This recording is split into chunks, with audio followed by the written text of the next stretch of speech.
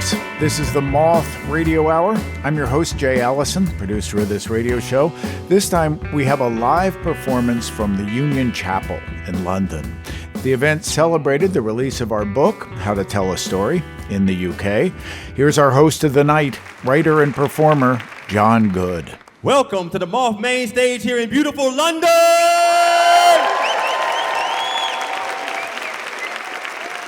My name is Jon Goode. I will be your host for the evening. We're so excited to be here with you. We have not been here since 2019. And we've all been through a lot. We've been through a president. You've been through a prime minister. We've all been through a global pandemic. Let's get a round of applause just for being here this evening, for making it out. We're also super excited. We're celebrating our 25th anniversary this year at the Moth. 25 years of one stage, one mic, one storyteller, telling stories to let us all know that we have more in common than we have differences. To celebrate our 25th anniversary, we've released a book, How to Tell a Story. It is filled with wonderful tidbits and guidelines and anecdotes. You might even find a quote from someone you recently met. So our theme for tonight is holding on and letting go. And I've hung out here in London for a couple of days, and there are definitely some things I'm going to hold on to. One is how delightful and wonderful and warm the people of London are. I hang out in New York every so often, and it's very different in New York. Like in New York, if you are in the crosswalk, there's a solid chance someone might try to hit you with their car, and then they will yell, "Get out of the crosswalk," and speed off. But in London, if you're in the crosswalk, there's a solid chance that someone will still hit you with their car, but then they'll say, "Sorry," and then they'll speed off. And I'm gonna hold on to that. That's much more delightful. I feel warm as I go to the hospital. And the thing I'm gonna let go of is the fake British accent that all Americans get when they've been here for 5 minutes. I'm gonna let that one go. I'm gonna let it go. You know what I mean? As soon as they say, "Is it good?" You be like, "Yeah, it is, isn't it?" You know, so you do that the second you get here. I'm gonna let that go. But I'm gonna hold on to the warmth of the building and all of your beautiful smiles as we move into this fantastic program. Are you ready to go? Fantastic. All of our storytellers, their fantastic bios in the program, which you probably have on hand, so they will be introduced to the stage by way of a question. Tonight's question is, what is something you wish you still had? So when I asked our first storyteller, he answered, air conditioning for his car. Please put your hands together for Kevin McDonnell.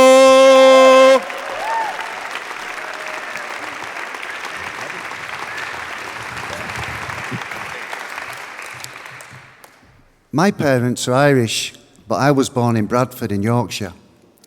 Where I lived was quite working class, quite poor, but everybody kept the gardens clean and the windows clean. And it was also a great place to play. I used to mess around in all these derelict mills, and they had wonderful weird names like Pigeon's Graveyard and the Devil's Spine. And I also used to play in World War II air raid shelters and abandoned railway tunnels. And P.C. Craven, the local police officer, he used to run boxing lessons at the youth club. My parents split up when I was a child, and my mother struggled to bring the 4 kids up alone. She took cleaning jobs when we were at school, and sometimes in the evenings, one of my big brothers would look after me and my sister. We always used to go to church, St. Joseph's, every Sunday. And it was always the same people sat in the same seats. Mrs. Casey, my teacher, the Brogden family. And when I was 9 years old, I became an altar boy. And it was the first time in my life that I had any responsibility, and I took it very seriously. I'd ring the bell, I'd light the candles, I'd pour the altar wine. And when I swung the thurible, I'd often see my mother's proud face looking back at me through the incense smoke. And it was around this time I became fascinated by Steve Austin, the $6 Million Man. The TV show was all the rage at the time. It was on every Thursday evening at 7:30 p.m. Basically, Steve Austin was an astronaut involved in a horrific accident, and he was rebuilt using bionic parts. And it was my first real hero, and he was who I wanted to be when I grew up. So it's hard to put into words how happy I felt when I got the $6 Million Man action figure for my birthday. I took him everywhere with me, and he had a little hole at the back of his head and you could look through it, and it was his bionic eye. And I used to throw him over walls, dangle him from trees, send him down streams, bury him in sand, and he never let me down. He was my best friend. But I wanted to give him something that he really deserved, the holy grail of $6 million man accessories, the bionic rocket repair station. Basically, the bionic rocket repair station was just a rocket, but when you unfolded it, it turned into an operating theatre, and you could plug him in and do all sorts of stuff with him. And it was in the toy shop in Carter's in the window, and I always used to look at it, and my mother would sort of pull me away. She'd buy me it there and then if she could, but the money just wasn't available. And I was too young to get a milk round, too young to get a paper round. So one day I was out playing with my $6 million man, and this kid called Billy Crossan came up to me. Now, Billy was 5 years older than me and had a reputation for stealing bikes and painting them. And the Billy Crossan's family was somebody you didn't want to mess with. But he said to me, "I can get you a rocket repair station tonight if you want. You've just got to help me." I was all ears. He told me he'd heard Gary Bateman's mum talking on the bus. She worked at a local warehouse. And apparently she said that she'd been packing rocket repair stations to send off to shops throughout the UK. Billy said that they were doing some work on the roof and they'd covered a hole with a plastic sheet. And if I helped him get into the warehouse, he would get me a rocket repair station. And I thought, as long as I'm home at 6:30 for my bath, I'm going to do it. So we walked towards this toy warehouse, and it was in the middle of these Victorian mills, and it was very satanic, and it had a big gate with a long chain and big padlock. And we got there, Billy said to me, "Right, your role is to stand here. If you see anybody, walk away. And if I don't see you at the gate, I know there's something wrong." I said, "Yeah, okay, fair enough." So Billy got over the gate and disappeared. And all I could think of was, well, what am I going to do tonight? Am I going to send $6 million man to space, or am I going to operate on him? And I looked round, and I saw Billy get to the top of the scaffolding. He run across the roof like a cat, pulled this plastic sheeting, and disappeared inside. And now I was very worried. Every footstep, every car engine filled me with terror. I was stood alone at the gate. And how I wished I had a bionic eye at that moment. But then I thought, hang on a minute. Steve Austin, the $6 million man, he won't be doing this. In fact, if Steve Austin, the $6 million man, was here now, he'd jump over the gate, find Billy, and bring him to justice. I realised I was on the wrong side of the law.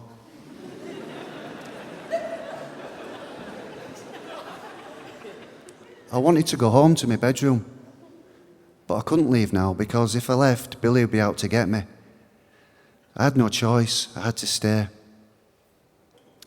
Seconds seemed like days, minutes like weeks. And then I heard, "Is it clear?" I said, "Yes."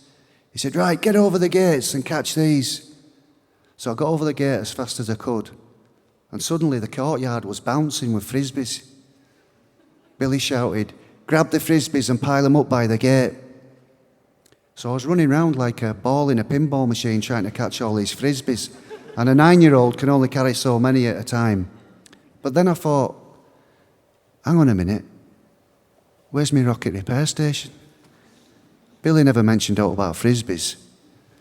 But before I got the chance to ask him about it, a car screeched to a halt, and a blue light was flashing.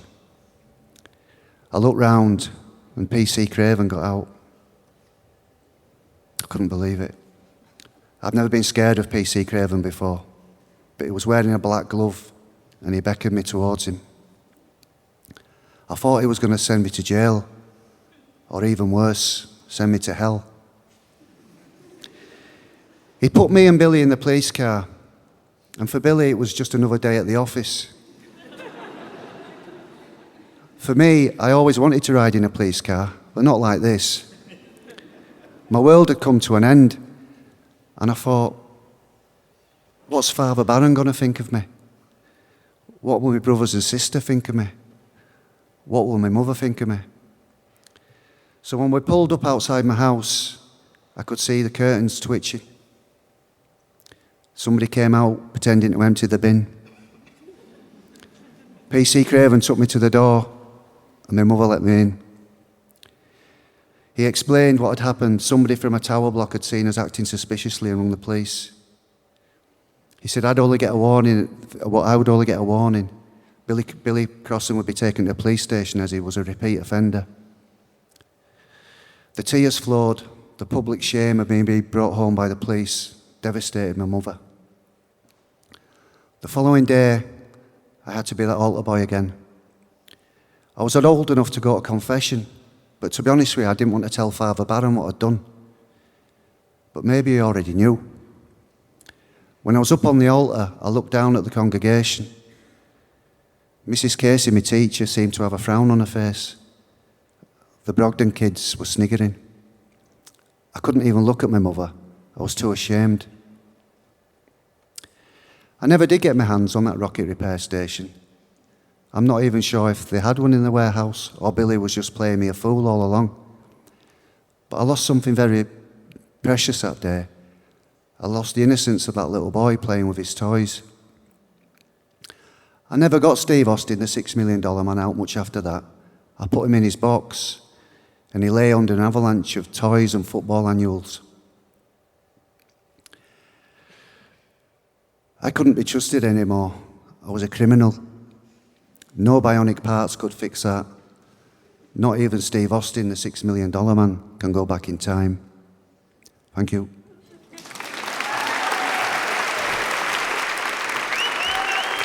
Give it up for Kevin McDonnell. Kevin McDonnell.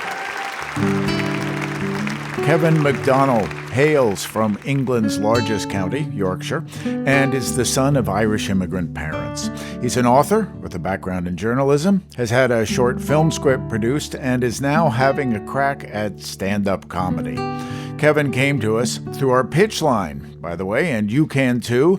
Just check at themoth.org on how to record a pitch for us. It's easy. We find a lot of storytellers that way. Or 877-799-MOTH. In a moment, our host, Jon Goode, takes a military swim test, and a woman pays a visit to her outcast uncle. When the Moth Radio Hour continues.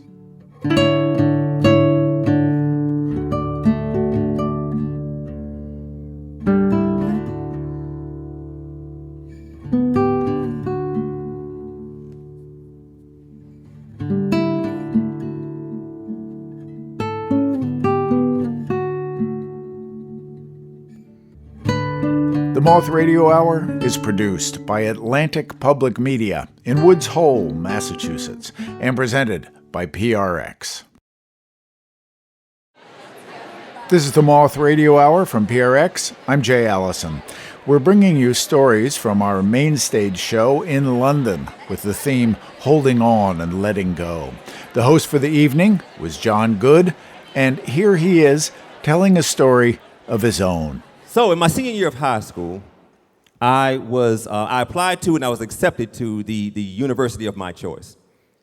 And I was very excited about this, so excited I told my father. My father said, "Congratulations, that's amazing. All you got to do now is pay for it."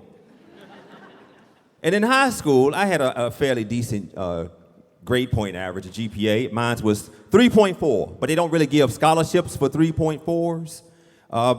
By example, our valedictorian, she had a 4.9. A 4.9 on a scale I was told only went to 4. So I was like, what are you, taking classes in the future? How is this even possible? So I was feeling somewhat anxious about my chances of going to college. And I don't know if you watch nature shows at all, where they talk about how sharks can smell blood in the water. Well, military recruiters can smell anxiousness in high school hallways much the same way. So before I knew it, there was a Marine Corps recruiter parade resting by my locker, and he said, "Hello, Jonathan. And I was like, how do you even know my name? What kind of Marine Corps psychic madness is this?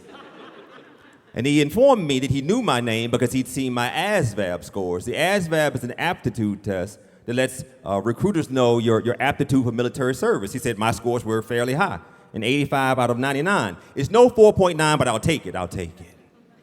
And as he was talking, I began to think about the fact that my father and I had a brother and I had a sister. They'd all been in the military. And here I was being asked to join the Marines, the toughest of the tough.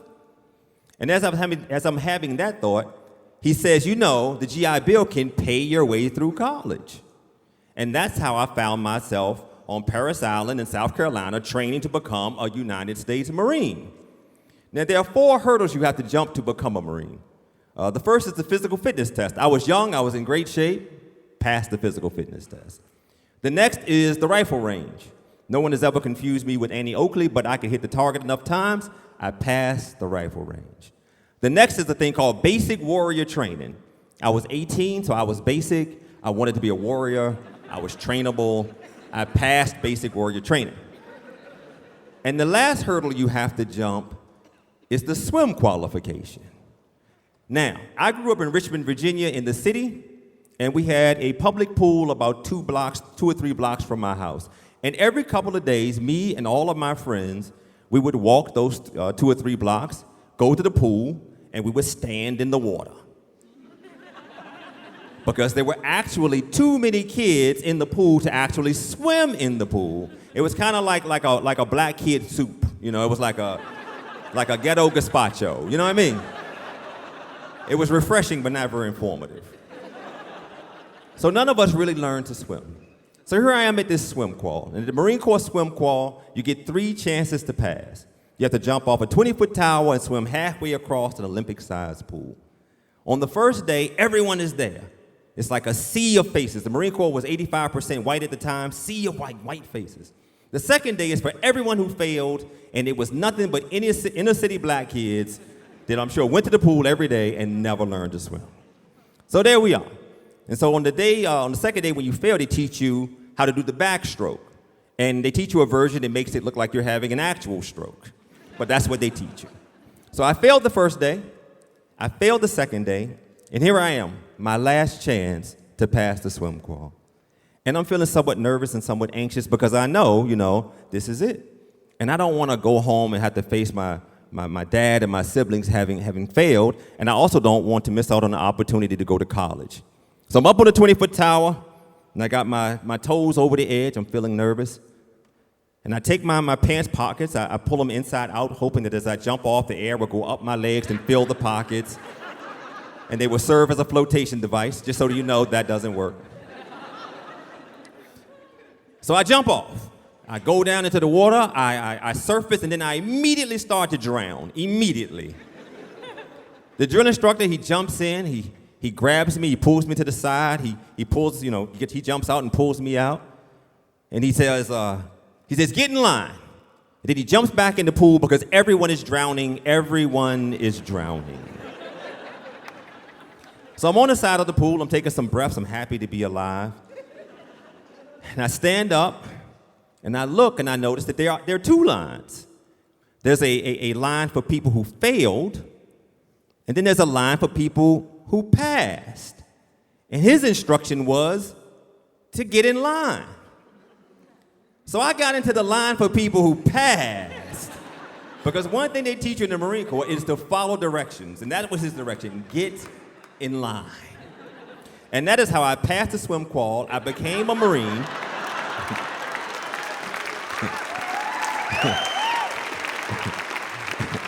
And I've learned a few things since. Number 1, since then, I have learned how to swim. It still looks like I'm having a medical event, but I can do it. And number 2, I learned that sometimes getting what you want out of life is just about standing in the right line. Thank you for listening to that story.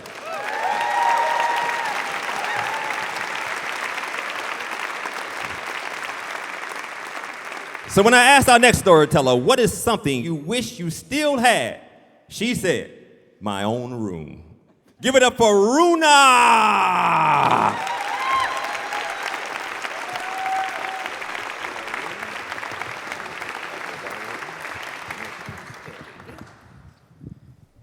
I was in America. I'd gone there for a girl. A girl probably being the only reason one would spend 3 months of their world-traveling sabbatical adventure in Baltimore. And I was in Baltimore, and my mother called me. And in her usual desperately attempting to be light and cheerful way, she asked me how I was doing. And she said, "Oh, Baltimore, yes, I have an uncle there." Now, for context, my mother was being light and friendly, but was whispering, because she was either at the very end of her garden or some far corner of her bathroom, talking to me as quietly as possible so that her husband, my father, wouldn't overhear her talking to their gay, ostracized, waste of a child, direct quote, me. And so again, trying to be light and pretending everything's fine, she says, "Oh yes, Uncle Ruffy, yes, he's my father's brother. He lives very near Baltimore. You should go see him. His wife's just died." Now, Asian family isn't really something I identify as having, what with the ostracized black sheep deleted off the family tree thing. So when my mother says this, my immediate response is a very quick, "No thanks." Now, things were going quite badly with Baltimore Girl at this point, and eventually it got to the stage where hanging out with an 88-year-old Asian man grieving the loss of his wife of 66 years was definitely better than another afternoon of lesbian drama. So off I went. Now, I was expecting your standard Muslim Pakistani uncle. For those of you who aren't familiar, this is the sort of man who has a beer belly from the other golden liquid, ghee, who would sport simultaneously furrowed brows of concern and wide eyes of horror that I was still unmarried. Someone who would offer holier-than-thou proclamations about white people and their alcohol and their miniskirts and their divorce and their care homes for the elderly. The sort of man who would hold court in his house while a wife scurried backwards and forwards, laying out a spread of every dish, every snack, every drink imaginable. Basically, I was expecting the entrenching of childhood trauma, judgment, cruelty, but off I went. The first clue that he might not be quite what I thought was his address. A care home. A fancy one at that. I remember walking into these wide carpeted hallways with big oak-paneled walls, behind which white face after further old white face passed, until I came to the one brown face in the building. And some dusty sentimentality sprung up in me, and I scoured his face for resemblance, for connection. He looked absolutely nothing like me, but he took me to lunch, and he ordered a ghee-free meal and a glass of wine. And he spent the entire lunch entirely uninterested in my marital status, because he was so devastated that his own had just changed. And he told me about Ellen, a white German woman who had found herself in 1940s Lahore, Pakistan, surrounded by mosques and minarets, visiting her brother-in-law, my Uncle Ruffy's neighbor. And he told me about falling in love with her. And he used that word, love, a word that had been a dirty word in my house growing up. Definitely not the proper basis for a marriage. And he told me how falling in love with her, he wanted to marry her. But he was an army doctor in post-independence Pakistan and absolutely forbidden from marrying a foreign national. The family was outraged, hot with anger that he was seeking to break with tradition. So he went to America for a girl. And as he told me about Ellen, perhaps some dusty sentimentality rose up in him. And maybe he sensed I needed to hear it, or maybe he had noticed who dropped me off. But he told me that whatever body Ellen had been born in, male or female, he would have loved her just the same. And then, me being the only relative he'd seen for decades, he started telling me about our family. Now, things were continuing to go terribly with Baltimore Girl, but I had promised I would stick with her through the summer, but instead of actually working on the relationship, I just went and saw Uncle Ruffy a lot. And we got this huge blue sketchbook from one of his classes at this care home, and we started sketching out a family tree. Huge thing. And he transported me into India of the 1700s and 1800s and 1900s, and he told me about a great uncle whose job was to be the lion protector of the village. He'd have to climb up into this tree and look out for lions and presumably do something about them if he saw them. And he told me about another great uncle who was responsible for the first Persian to Urdu dictionary, which he wrote by candlelight. And he told me about another great uncle who'd had 4 big, strapping sons, all of whom had died in cricket accidents. And I got completely lost in all these magical stories, these connections to family that I'd never known about before. And somewhere towards the end of the summer, I sat back and I looked at this big family tree. And I remembered that every time Uncle Ruffy had sort of not quite remembered a name or not quite remembered a person, we just left a blank. I'd said, "Oh, that's fine. We'll leave a blank. Maybe we'll remember later." And when looking at this family tree, I suddenly realized something. All of the blanks were women. All of them, reduced to a line connecting them to a man. Someone's wife, someone's mother, someone's sister. And I guess 1700s and 1800s and the 1900s weren't a time where women had the sort of adventures that people recalled and celebrated and told stories about and passed down through the generations. And I guess the stories and adventures they could have had were limited. The breadth of the life they could have lived was limited. Uncle Ruffy remembered 2 women in particular, not their names, but their stories, his mother's sisters. And he remembered them because they were quite unusual. Neither one of them had gotten married. At the time, a completely scandalous thing to do. Now, the first one, the older one, he said, well, she had had polio, and that had left her quite disfigured and not very attractive, so that explained that. The second one, and he remembered this very clearly, she had chosen not to marry. Despite how awful that would have made her life, how difficult that would have been.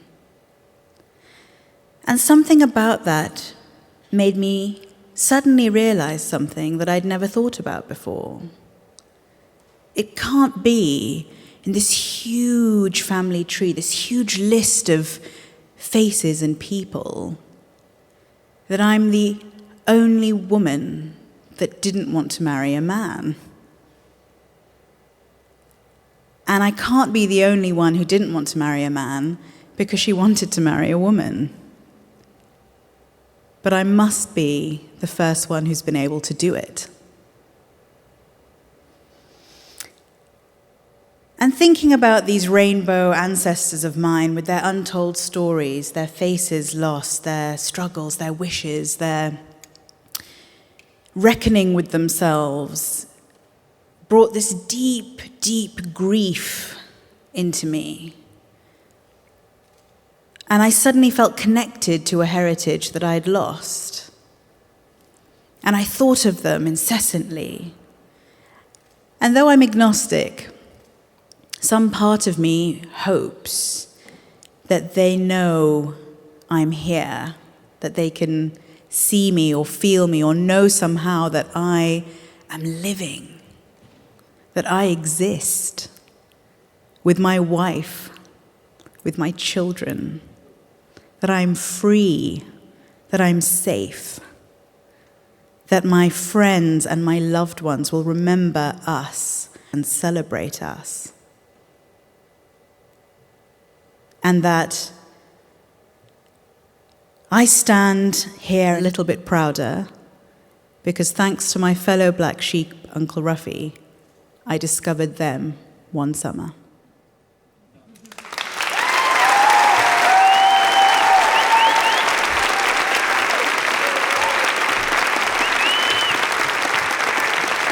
Give it up for Runa!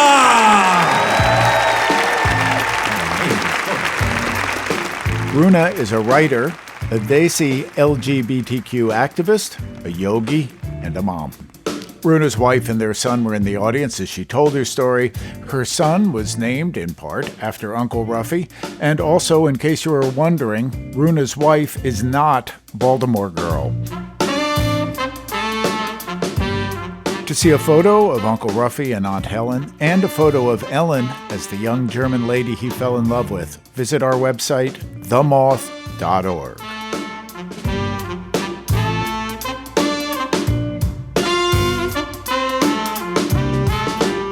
When we return, a newly married man considers adoption in our final story from this London show.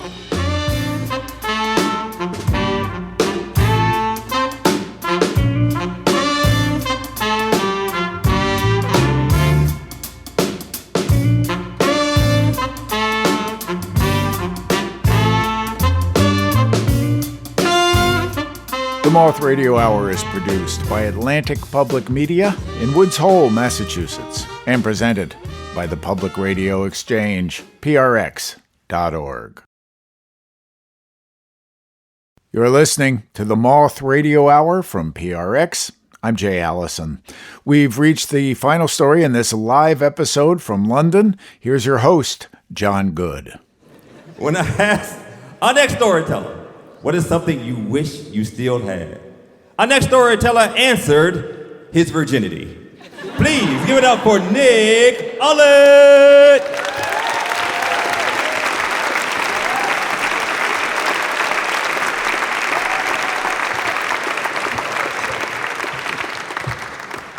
All right. I am a great believer in marriage. I myself have been married for 56 years. Unfortunately, to 4 different women. And my present wife, Jenny, was also married previously. And when we got together, some 36 years ago, we did not want to make the same mistakes that had sort of ruined our lives before. And so we sat down and we asked each other what it was that we wanted. And the only thing that Jenny desired that caused me any apprehension was that she wanted to have children. I already had a son from a previous marriage, and I knew what a child could do to a relationship, but I really wanted to make a life with this woman. So I wholeheartedly agreed, and we leapt into the business of creating a family, which obviously involves lots and lots of sex.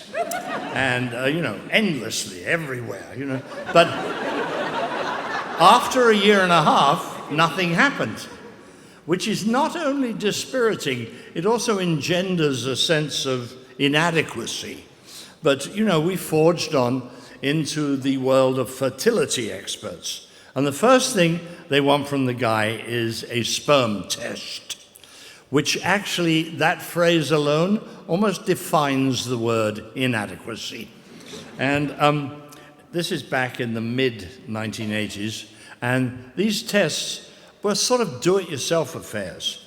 You found a container, you put your specimen inside, you took it to a fertility clinic, they told you what was going on. At the time, I was working in New York. I was doing a play.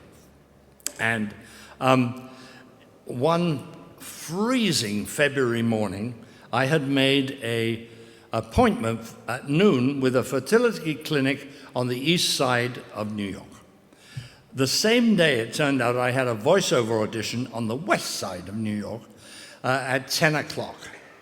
And the problem was I couldn't carry this specimen around all morning because it has to be freshly delivered, and if it's cold, it will die.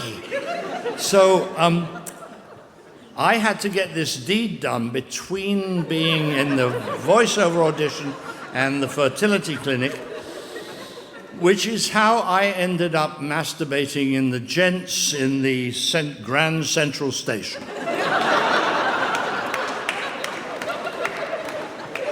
For a truly humiliating experience. And it was made no better by the fact that the only container that Jenny had come up with that morning was a Hellmann's mayonnaise jar. It's a big jar. Anyhow, I did my duty. I thrust the jar deep into my pocket, and I keep it warm, and I hightailed off to the fertility clinic, where I filled out the forms and then handed them in to the woman behind the desk along with my specimen. And she took one look at it, and she said, quite audibly, "That's it." And I hastened to explain, "It's a big jar." She was like, she said, "What was the method of delivery?" I'm sorry, what? The method? Oh, God, I mutter masturbation under my breath. She takes out a magic marker, and she writes this huge M right over the front of the form. And I see that M following me for the rest of my existence, a sort of shadow over my entire life. "Oh, Mr. Ullett, you're perfect for this job." "Unfortunately, there's the matter of this M." God. And then 2 days later, the doctors tell us that my sperm has low motility, does not swim well with others. Now, my self-esteem, which had not been doing well since the test, took another nosedive, and I found myself feeling useless, emasculated, really truthfully worrying about, really, is it all worth this bother? Do I want more kids? This is, but Jenny was insistent, and on we went. But nothing worked with the fertility doctors, so we ended up with adoption. And this was where my real fears began, because I already had a child. I understood how I loved that child, how instinctive that was. How would I feel about one that was not biologically mine? And that really worried me. But by that time, we'd already engaged an adoption lawyer in California, and who had in his practice a pregnant 16-year-old. Now, California is an open adoption state, which means that the birth mother gets to choose to whom she gives her baby. Our job was to write a letter enclosing photographs of ourselves, explaining who we were, what we did, and why we would make wonderful parents to this as yet unborn child. This letter was then sent to the young woman, along with other letters from prospective parents. The young woman reads all the letters, and then she makes her choice. And it started to feel to me, in my worried state, rather like a rather weird reality show, somehow, this choice business. And I got very worried, and I was going, we're both actors. Is that good or is it bad? Jenny at the time actually was on a weekly television show and had a sort of kind of minor celebrity, therefore easily trackable. Would the young woman turn into a stalker? Would she blackmail us? While these paranoid fantasies kept building, she chose us. All those fears went away. We were absolutely thrilled. But then the real business of adoption began. You have to register with Child Services. They send people to your houses. 2 people show up, go through your entire house, every room, your wardrobes, your closets. It's very intrusive. They took our fingerprints. They investigated our backgrounds for criminal activity. And through all this nagging doubt kept bedeviling me. What the hell? I mean, how am I going to feel about another kid? I mean, that isn't mine. And I started really, truthfully, kind of freaking out. And also doubting whether, do I really want more children and things? And this was not a fear that I could share with Jenny. I had, after all, committed to this. I couldn't back out of it. And at the time, I was on tour, in a national tour of a musical, Me and My Girl. And we were playing the Pantages Theater in Los Angeles, which is where I live. And it's a big old theater. And one night, during the intermission, a friend of mine came to the stage door and told me that the young woman in question had gone into labor, and that by the time I got home, Jenny would be on a plane flying to Charleston, North Carolina. These were the days before mobiles. You actually had to talk to people to explain things to them. And the next day, a baby girl was born into Jenny's hands, basically. And the next morning, she spent with the child and with the young woman, and then clearing up the legalities that allowed her to take a baby out of a hospital and put her on a plane and fly back to Los Angeles. That plane would get in at 11:15 that night. So I go to the theater and I explain to my fellow performers what's going on. And I say, listen, I have to meet that plane. I mean, this is a watershed moment in my life. I cannot not be there. I must. And they go, okay, fine. Well, yeah, you can leave. I go, yeah, but to get there, we got to knock 10 minutes off the show. So they go, they're actors. They go, yes, come on, piece of cake. So the show starts exactly at 8 o'clock, and we talk fast. We sing fast. We dance fast. We don't stop for any laughs. Me and my girl whizzes by this bemused audience.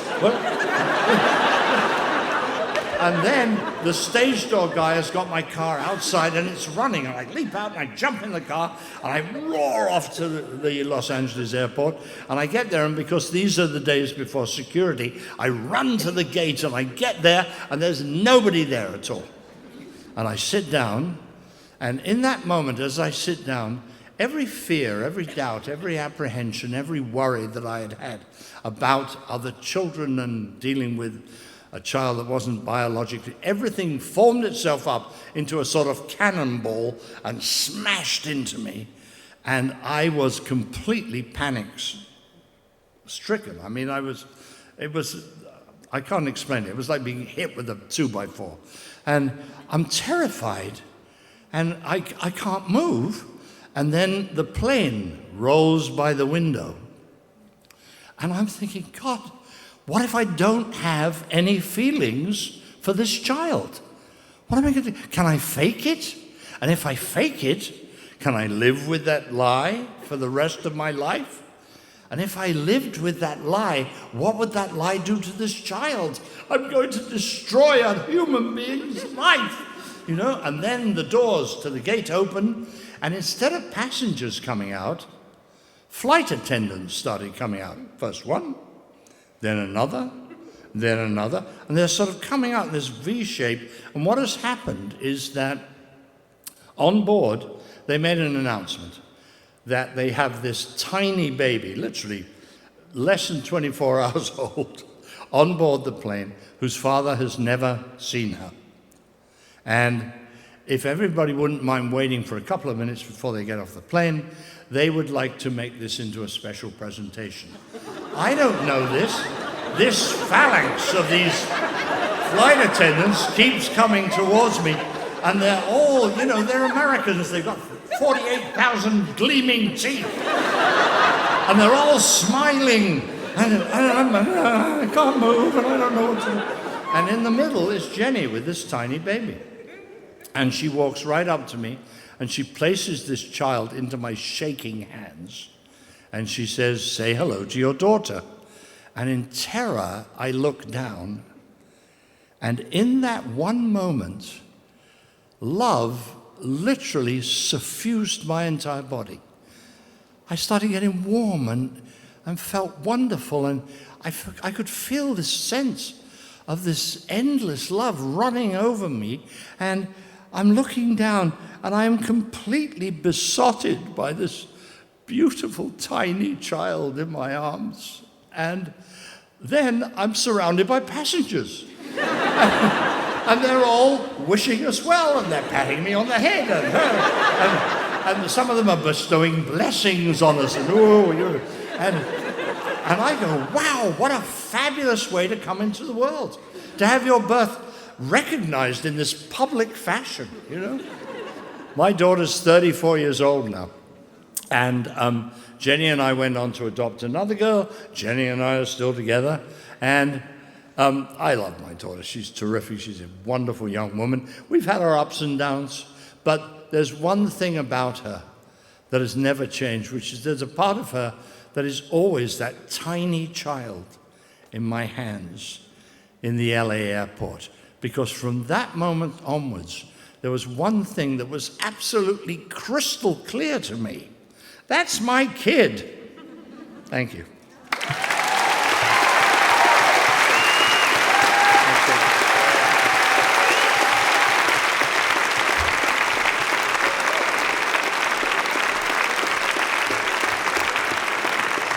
Give it up for Nick Ullett.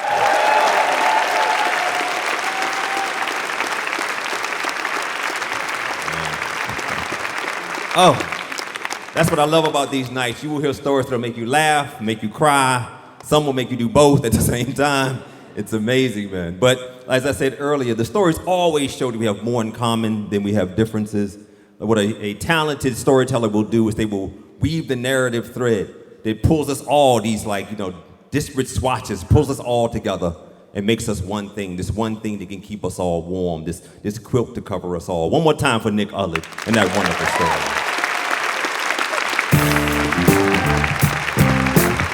Nick Ullett came to America on a boat. He was half of a British comedy team. He wandered the country with his partner trying to make Americans laugh and appeared on The Ed Sullivan Show, among others.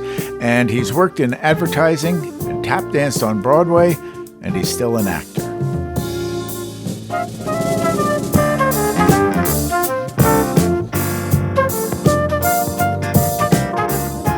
If you have a story to tell us, you can pitch it right on our website, themoth.org, or call us at 877-799-MOTH. That's 877-799-6684. Leave a 2-minute pitch. We listen to all of them, and a lot of the stories end up here on the Moth Radio Hour.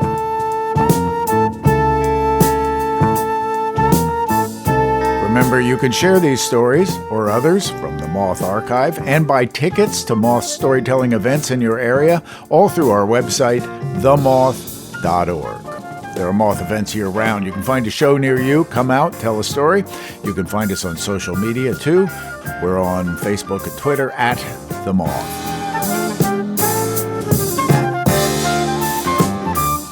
That's it for this episode of the Moth Radio Hour.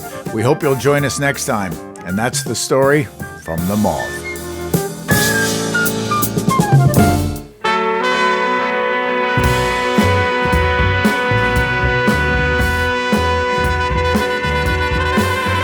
This live London show was hosted by Jon Goode. Jon is an Emmy nominee, the host of The Moth Atlanta, and the author of the novel Midas and the poetry and short story collection Conduit. This episode of the Moth Radio Hour was produced by me, Jay Allison, Catherine Burns, and Meg Bowles. Co-producer is Vicki Merrick. Associate producer Emily Couch. The stories were directed by Meg Bowles and Michelle Jalowski. The rest of the Moss leadership team includes Sarah Haberman, Sarah Austin Jeunesse, Jennifer Hickson, Kate Tellers, Jennifer Birmingham, Marina Kluche, Leanne Gully, Suzanne Rust, Brandon Grant, Inga Gladowski, Sarah Jane Johnson, and Aldi Kaza. Special thanks to everyone at our British publisher, Short Books. All stories are true as remembered and affirmed by the Storytellers. Our theme music is by The Drift. Other music in this hour from Marissa Anderson, Dee Dee Horns, and Hubert Laws. We receive funding from the National Endowment for the Arts. The Moth Radio Hour is produced by Atlantic Public Media in Woods Hole, Massachusetts, and presented by PRX. For more about our podcast, for information on pitching us, your own story, and everything else, go to our website, themoth.org.